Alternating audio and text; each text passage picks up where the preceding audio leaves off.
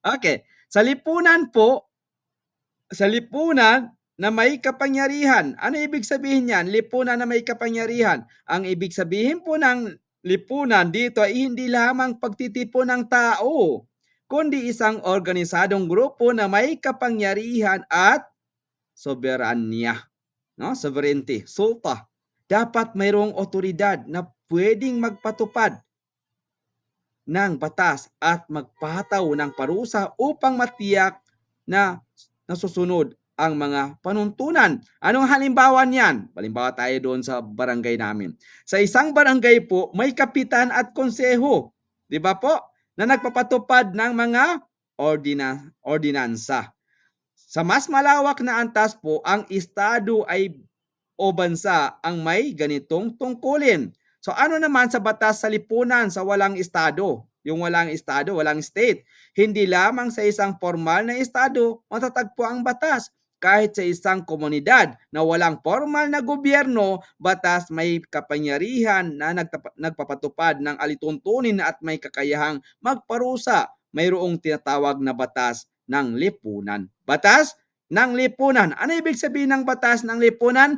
Yan po yung asocial rule, kaidatul istimaiyah. Allahu Akbar. Batas ng lipunan, kaidatul istimaiyah, al-kaidatul kanuniyah, kaidatul istimaiyah, legal rule, a social rule. So yan po yung batas ng lipunan. Ang halimbawa niyan, muhim jiddan ito, inshallah, ito ang lalabas sa exam, inshallah, yung apat na yan, yung legal rule na yan, apat, importante po yan, no? Okay, sa mga halimbawa po niyan, sa mga lumad, no, o katutubong komunidad, mayroong silang sariling alituntunin na sinusunod kahit hindi ito nakasulat sa batas ng estado. Tama po ba? So yan po ang kaidatul ijtimaiya. Napaka-importante po. Kaidatul kanuniya, kaidatul ijtimaiya, a legal rule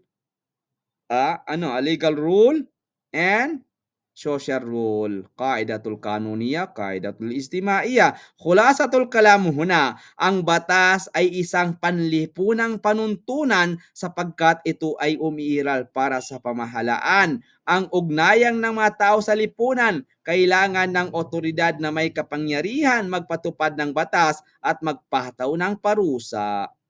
Ito ay konektado sa ibang agham, panlipunan at hindi nakapaloob lamang sa estado, kundi maaari ring matagpuan sa anumang organisadong lipunan na may kapangyarihan ipatupad ang kaayusan. So, anong pinakamahalagang punto natin dito? Ang batas ay hindi para sa isang tao lamang, kundi para sa kabuuang lipunan at sa relasyon ng mga tao sa isa't isa. Wahakadha. Khulasatul kalam, sino makapagsabi na ano yung kaidatul kanuniyah, kaidatul istimaiyah, no? In short, legal rule, a social rule, it governs relationship among people in society. Tafaddalu.